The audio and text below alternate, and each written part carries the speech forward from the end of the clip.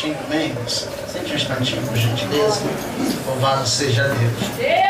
Irmãos, para a gente é um motivo de enorme alegria estarmos aqui nessa madrugada. Tivemos uma peleja muito grande para chegarmos aqui. Hoje, passei a semana toda muito bem, mas no dia da vigília acordei de manhã cedo com uma enorme dor de cabeça, né? Dor na cabeça, né? Diferente de dor de cabeça, né? Dor na cabeça.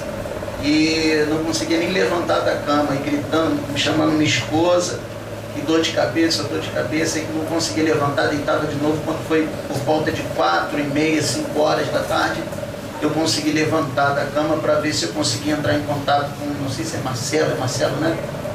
Marcelo, né? E falei com ele: não, varão, eu estou com muita dor de cabeça, mas lá na igreja eu ensino, se estiver morrendo, você tem que vir morrer na igreja, né? Então eles já sabem, né? Com dor de barriga, com dor de cabeça, dor no corpo, com febre, né? Tá morrendo, vem morrer na igreja. Esse negócio de crente estar na igreja, vou embora para casa que me deu uma dor de cabeça, não vou ficar mais não, aí quer ir para casa, né? Eu falo para eles, querem estar morrendo, morre na igreja, né? Louvado seja Deus. Então, graças a Deus, irmãos. E tivemos uma dificuldade muito grande para chegarmos aqui, mas Deus preparou tudo, graças a Deus, né? Deus preparou tudo. Estivéssemos aqui, saímos de lá da Rocinha já muito tarde, saímos de lá 1h da manhã, e foi uma peleja para chegarmos aqui. Já não encontrávamos condução, tivemos que fazer baldeação. Foi uma bênção. Deus, como falei, preparou tudo, proporcionou esse momento para que estivéssemos aqui, né, irmãos? Talvez hoje eu não fosse a pessoa mais adequada para estar ministrando a palavra, né? Como eu falei, devido à forte dor de cabeça, dentro da van, pulando, eu falei, e sentindo aquela dor de cabeça, né? E aí se você dá um brado, um grito, né? Já dói a cabeça e fica complicado, até a voz tem que ir devagarzinho. Então, se eu não fosse, talvez eu não fosse a pessoa mais adequada para estar ministrando a palavra, até porque a ministração da palavra, ela depende muito do estado físico, mental e espiritual do pregador, né? Podia ter botado esse homem para pregar, que palavra gloriosa, né? Que esse camarada trouxe, coisa linda, né, meu pastor? Deus abençoe, né? Então, de repente, eu não fosse a pessoa mais adequada para isso, mas aprove Deus nos escolher para esse momento, amém? Estou vendo alguns rostinhos aí conhecidos, e eu quero cumprimentar todos com a paz do Senhor Jesus mais uma vez. Amém, irmão? Louvado seja Deus. Vire para o seu irmão que está do seu lado, aperte a mão dele e diga assim: a paz do Senhor Jesus, irmão. É verdade. Às vezes você chegou na vigília, ficou aí do lado do seu irmão com a cara de maracujá murcha, um bico de papagaio, um olho de coruja, não deu nem a paz do Senhor para o seu irmão, né? Louvado seja Deus. Faz um bico de papagaio, né? Parece até delegado de polícia, né? Dizem por aí que cara feia é cara de vaso, né, irmão? Louvado seja Deus. Só se for vaso celite do banheiro, porque cara de vaso, pelo amor de Deus, diz que ficar sério é cara de vaso. Aí eles fazem a cara assim, ó, né? E parece até, né, advogado do Bin Laden, cruza os braços e fica com aquele bico desse tamanho, né? E fica olhando um para cara do outro assim, como se estivesse desafiando, né? Louvado seja Deus, louvado seja o nome do Senhor. E parece que o povo vem para a vigília, irmão. Parece que o povo vem para a vigília, e quando eles saem de casa, eles se armam, né? Eles se preparam todo com as suas armas, como se eles estivessem vindo para um campo de batalha, né? Guerrear contra os seus próprios irmãos, né? E fica a gente torcendo aí no banco, se pudesse pegar o microfone para dizer umas e outras para certos irmãos por indireta através do microfone, né, irmãos? Eu fico torcendo para receber a oportunidade, mas eu glorifico, irmãos, a Deus, porque as oportunidades são dirigidas por Deus, as oportunidades são dirigidas pelo Espírito Santo de Deus, né? Aleluia! Aleluia! Louvado seja Deus. Amém? Diga graças a Deus. Graças a Deus. Aleluia. Irmãos, deixa eu falar uma coisa aqui importante. Quero que você pegue a sua Bíblia, por gentileza, e abra comigo no livro de 2 Crônicas, capítulo número 20. E enquanto você abre em 2 Crônicas, capítulo 20,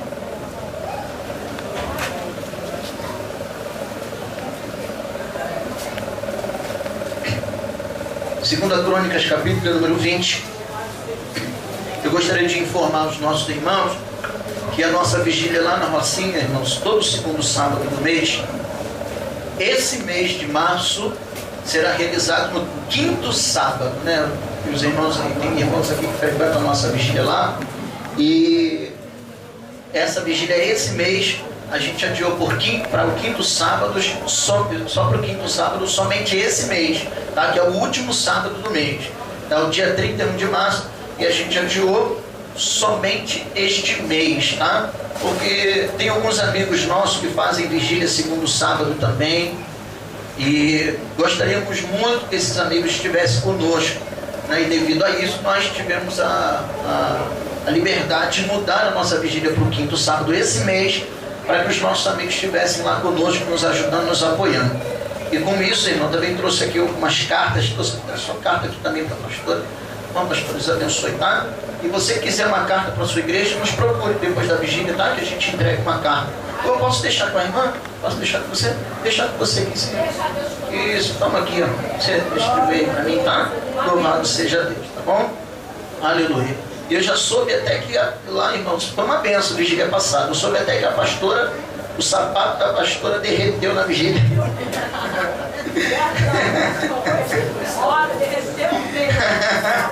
Ficou sem a sola do sapato. Fiquei sabendo, minha filha, então, olha só, hein? Não é, o Wesley ficou sem calça, eu disse, meu Deus do céu, a calça. Cheguei lá na vigília 3 horas da manhã na nossa vigília. Acho que já virou costume eu chegar em vigília 3 horas da manhã, né? Porque até na vigília da nossa igreja eu chego 3 horas da manhã. E cheguei na vigília, eu fiquei sabendo que a pastora tinha recebido oportunidade na vigília. E Deus bradou forte lá. Eu falei, meu Deus, o povo rasgou calça, o povo perdeu o sapato, o povo perdeu a sola. A sola do sapato desapareceu. Desapareceu? Pisamos no chão, cadê a sola do meu sapato? Cadê eu olhei lá na frente? Meu Deus do céu. Deu muito lugar desse jeito. Meu Deus do céu. Tem um hino de um amigo nosso que ele canta que é assim: a poeira levantou, porque o varão já chegou. Pisou demais na cabeça da serpente. Aí acontece isso aí, ó, tá vendo? Tem que pisar mais. Compra um sapato novo para pisar na serpente, né? Comprou? Aí, maravilha. Irmãos, se quiserem abençoar a pastora com um sapato novo, irmão, pode abençoar, tá? Louvado seja Deus, tá bom? Aleluia. Aleluia. Irmãos, eu gostaria muito que você prestasse atenção na palavra, tá? Por gentileza, tá bom? 2 Crônicas, capítulo 20. Gostaria muito que você prestasse atenção na palavra. E os irmãos que estão aí fora, evitem até de conversar, para que você não perca o meado da palavra. Tenho certeza que Deus vai falar poderosamente ao nosso coração nessa madrugada, tá? 2 Crônicas, capítulo número 20. Quem encontrou, diga amém. Amém. Aleluia. Vamos ler somente 2 versículos, tá bom? Versículo de número 14 e o versículo de número 15. Tá bom? Aleluia. Tá bom, irmãos? Não se esqueça de pegar uma carta para a sua igreja, para a nossa vigília, tá? E é até bom para que você avise para as pessoas, para que no segundo sábado as pessoas não cheguem lá com a porta, né? De cara na porta, né? Então, avise para as pessoas que a vigília só esse mês vai ser no quinto sábado, tá?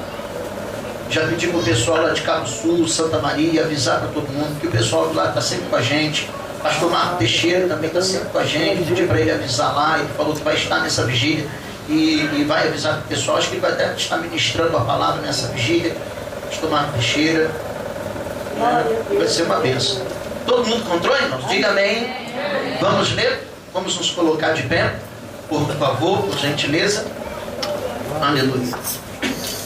2 Crônicas, capítulo número 20.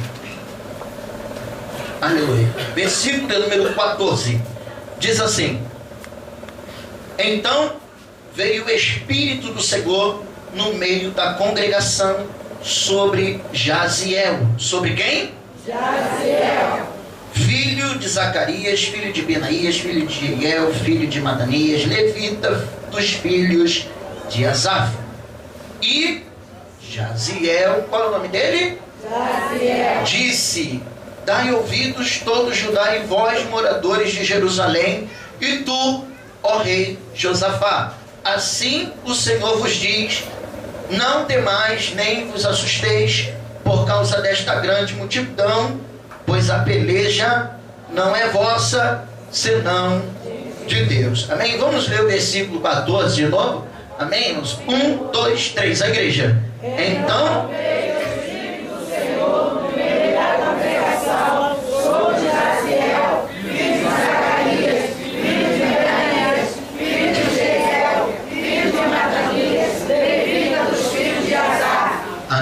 seu assento, por gentileza, irmão. Louvado seja o nome do Senhor. Falaram que eu podia louvar, né? Mas eu não estou vendo os instrumentistas nenhum no seu devido lugar. Mas então não vou louvar não. Vou louvar não vou louvar mais não. Eu ia louvar o povo de Sião. Podia louvar? Eu não vou louvar não. Vou louvar não. Vou louvar não. Não tem nenhum guitarrista aí. Então vou louvar não. Posso começar a pregar, irmãos? Ó, eu ia louvar o povo de Sião, mas não vou louvar mais não. Tá bom? Posso pregar? Cadê o de vermelho? Esse que é o guitarrista? Toca mesmo? Você toca guitarra mesmo? Toca, prega e ainda dá uma rodadinha também. Meu Deus, esse é bom. Rodar é mais ou menos, né?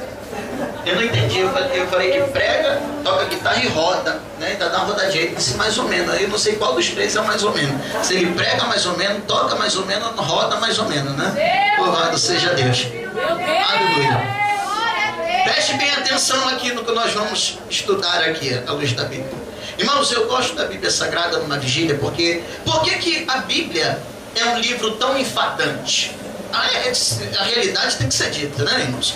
Porque a Bíblia é um livro tão enfadante. Existem pessoas que gostam de ler, mas a grande maioria não gosta de ler. Não é a Bíblia em si, é ler coisa nenhuma. Não é isso? Porque ler, desculpa a expressão, ler é um saco. Quem concorda com isso que eu estou dizendo? Levante a mão, né? Seja sincero, irmão. Eu acho que ler é um saco. Eu não gosto de ler. Levante a mão assim. Tem gente que não gosta de ler. É verdade. Não gosta de ler. Louvado seja o nome do Senhor. Mas como se trata de Bíblia Sagrada, eles se esforçam um pouquinho mais, não é? Para ler, porque se trata da Bíblia. Então, tem que se esforçar um pouquinho, até porque para não ouvir certas palavras no altar, e isso cortar em você, dizer que crente não gosta de Bíblia, que crente não lê Bíblia. Aí então em casa você se esforça um pouquinho mais para ler a Bíblia Sagrada, para que palavras como essa não cortem em você. Não é assim? Mas ler, para a pessoa que não gosta de ler, é um saco, irmão. Ler é totalmente enfadante. É por isso que quando você lê a Bíblia Sagrada, ler a Bíblia Sagrada não é como ler qualquer outro livro da literatura brasileira. Ler a Bíblia Sagrada não é como você pegar uma revistinha da Mônica, Cebolinha, Cascão e ler na sua casa. Um gibi, um mangá japonês, não. Ler a Bíblia Sagrada não é como ler um livro de romance, uma revista, Veja, Época, etc, etc. Não, ler a Bíblia Sagrada é totalmente diferente. Porque quando você lê a Bíblia Sagrada, existe uma batalha no mundo espiritual muito grande para que você não tenha costume de ler a Bíblia Sagrada. Existe uma batalha no mundo espiritual muito grande para que você não pegue na sua Bíblia para ler. Por quê? Ler qualquer outro livro é muito fácil. Ler uma revista e uma história que te cative, que te envolva, é muito fácil. Porque você vai lendo aquela história e vai se infiltrando naquela história e não dá mais vontade de parar de ler. Mas a Bíblia Sagrada não, irmãos, é muito difícil. Pegar na Bíblia Sagrada, existem pessoas que ficam 1, 2 semanas sem ler a Bíblia. E quando pega na sua Bíblia para ler, é só dentro do culto da sua igreja. Isso é quando não deixa a Bíblia em casa. E quando vai para casa, deixa a Bíblia na igreja. Você está compreendendo? Existe uma batalha no mundo espiritual com relação à leitura da Bíblia Sagrada. Não é como você pegar um jornal todos os dias e ler as notícias. Ler a Bíblia Sagrada não é como você ler um gibi, como havia dito. Pelo contrário, ler a Bíblia Sagrada é totalmente diferente. Porque a Bíblia Sagrada é um livro que trata daquilo que é espiritual e não daquilo que é natural. A Bíblia Sagrada toca no espírito do homem, toca dentro da alma do ser humano. A Bíblia diz que esta palavra é como uma espada de 2 gumes que penetra até a divisão da alma, da medula e entra no mais profundo do ser humano. A Bíblia Sagrada não é como qualquer outro livro ou qualquer outra escritura de qualquer autor. A Bíblia Sagrada é um livro espiritual. E todas as vezes que você se tentar, se esforçar começar para ler a Bíblia Sagrada, você vai sentir sintomas que você não sente com outro livro. Você vai sentir sintomas que você não sente com outros livros que você leu, com outra revista. Um dos sintomas que você sente quando lê a Bíblia Sagrada é o sono. Diga comigo, sono. Quem aqui nunca sentiu sono quando lê a Bíblia Sagrada? Quem aqui já sentiu sono quando lê a Bíblia? Levanta a mão, por favor. Olha, irmão, que coisa forte. Todo mundo. Esse é um sintoma que você não sente quando lê um jornal, quando lê uma revista, quando lê um livro qualquer. Mas por quê? Com a Bíblia Sagrada. Outro sintoma que você sente quando lê a Bíblia Sagrada, louvado seja o nome do Senhor, é quando você lê algumas coisas que você não entende nada, dá um parafuso na tua cabeça e você prefere parar de ler antes que você se irrite e jogue a Bíblia fora. Quem já sentiu isso, levante a mão. Até eu, irmão. Pelo amor de Deus, é muito difícil ler a Bíblia Sagrada. E quando você lê a Bíblia que está deitado na sua cama, que vai aquele sono, aí você dorme, a Bíblia aberta, e você escuta um grito, seu nome bem longe, fulano, aí você acorda com o coração palpitando, e aí você continua lendo. Mas antes de terminar o versículo, você volta a dormir, aí você acorda, lê o versículo de novo, e antes de terminar o versículo, você volta a dormir. Você lê o mesmo versículo 3 vezes, não consegue concluir, até que você desiste, estou com sono, fecha a Bíblia, deita para o lado e volta a dormir. Quem já passou por isso, levante a mão. Louvado seja Deus. Isso é uma batalha no mundo espiritual. É o diabo lutando para que você não leia a Bíblia. Mas você tem que vencer o sono, tem que vencer a fadiga, ainda que você leia e não entenda o que você esteja lendo. É por isso que você não deve pegar a Bíblia como qualquer outro livro da literatura brasileira, abrir e começar a ler. Não, Bíblia Sagrada, você, para ler a Bíblia, antes de abri-la, você precisa começar com uma oração. Quem aqui, quando lê a Bíblia, começa com uma oração? Levante a mão. Se você não começava com uma oração, passe a fazer isso, porque você vai começar a ler um livro que trata-se de assuntos espirituais, e vai começar uma guerra no mundo espiritual quando você começar a ler a sua Bíblia. E você terá de vencer o sono, terá de vencer a fadiga, mesmo lendo e não entendendo. Por quê? Porque as consequências daquele que medita na palavra, como Deus aconselhou a Josué, dizendo para ele: medita nela de dia e de noite, para que ela prudentemente possa te conduzir e vá bem no seu caminho. Foi isso que Deus disse para Josué. Porque aquele que medita de dia, aquele que medita de noite, não é de dia e de noite literalmente. Pelo contrário, de dia e de noite significa todo momento, todos os dias. Você tem que ler a Bíblia Sagrada. Era isso que Deus estava dizendo para Josué. E existem consequências na vida daquele que medita constantemente na palavra. Sabe por que existe essa batalha no mundo espiritual? Para que você não leia a Bíblia Sagrada. E só Deus sabe qual foi o último dia que você pegou na sua Bíblia antes de vir para esta vigília. Só Deus sabe. Sabe por que existe essa batalha? Porque o diabo sabe que quando você ler a sua Bíblia, o seu corpo espiritual será alimentado. O diabo sabe que o crente que medita de dia, o crente que medita de noite, ele não é um crente idiota, ele não é um crente ignorante, ele não vai por meio dos ventos de doutrina. Foi isso que Epáfras, em Colossenses, teve medo. Ele viu que os membros da sua igreja, por não ter conhecimento de Bíblia, por não ter conhecimento das Escrituras, davam ouvido a todo tipo de ensinamento e de doutrinas heréticas, e estavam se apostatando da fé. Crente que medita na palavra, ele não é um crente fraco, ele não crê em qualquer coisa que ele escuta, ele não é idiota, ele não é avarento. O crente que medita na palavra, ele é nascido do Espírito.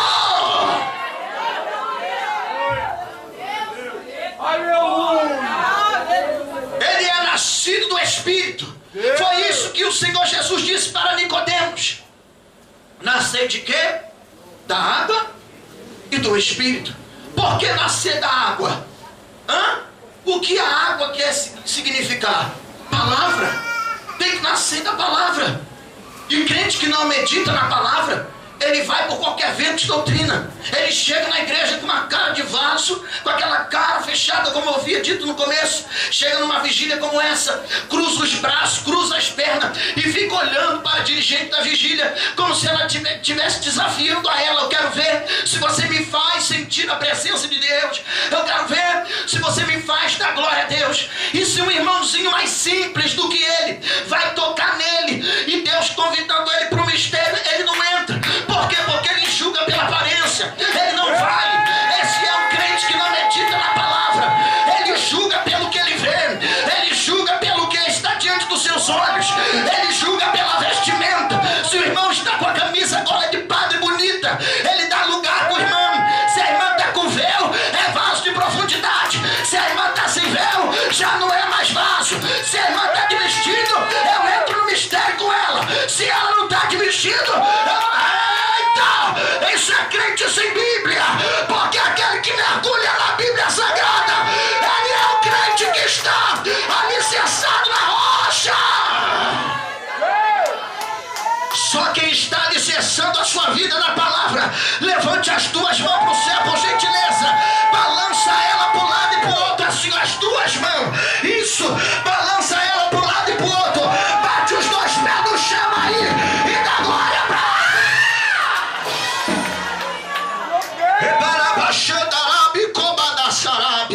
Eu estou sentindo a presença de Deus aqui em nosso meio. Eu não sei por que você está com essa cara espantada. Eu não sei, eita, mas Deus manda te dizer, Ele te trouxe aqui para que você possa aprender a meditar na palavra, meu irmão. Aleluia! Oh, meu Deus! Ele é um crente que parece a pomba de Noé. Noé solta a pomba dentro da arca pela primeira vez. O que a pomba faz? Vai lá fora, dá uma rodadinha, ele vai pra lá, vem pra cá, mas não encontra a morada, quebrou a cara, teve que voltar de novo pra dentro da arca. Eita, como a naçarábia, se não tiver no tempo de você sair de dentro da arca, tu vai quebrar a cara lá fora e vai ter que voltar pra dentro dela. É melhor você ficar aqui do que quebrar a cara lá fora.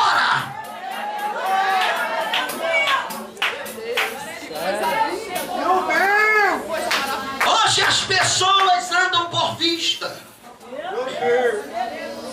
Louvado seja Deus.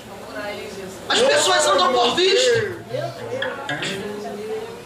Ela volta para dentro da arca. E o que aconteceu pela segunda vez? Novamente ela sai. Não encontra, volta novamente.